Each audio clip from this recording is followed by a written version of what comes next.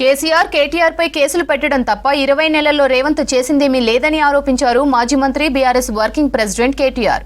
సొంత ఆస్తులు భూములు పెంచుకోవడానికే షేర్లింగంపల్లి ఎమ్మెల్యే కాంగ్రెస్ లో చేరారని విమర్శించారు. బై ఎలక్షన్స్ వస్తాయని పార్టీ మారిన ఎమ్మెల్యేలు భయపడుతున్నారన్నారు. కాంగ్రెస్ ప్రభుత్వం వల్ల హైదరాబాద్ లో రియల్ ఎస్టేట్ పడిపోతోందని మండిపడ్డారు. హైదరాబాద్ షేర్లింగంపల్లిలో బీఆర్ఎస్ ముఖ్య కార్యకర్తల సమావేశంలో పాల్గొన్నారు కేటీఆర్.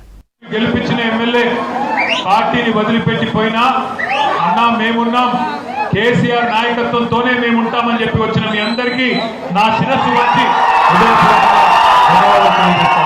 10 ఏళ్లలో హైదరాబాద్ మహానగరంలో ఒకవైపు అభివృద్ధి, మరొక వైపు సంక్షేమ కార్యక్రమాలను బ్రహ్మాండంగా చేసుకుంటూ మనం ముందుకు సాగినాం. కానీ గ్రేటర్ హైదరాబాద్ లో ఆ రోజు మనకిద్దరే ఎమ్మెల్యేలు ఉండే.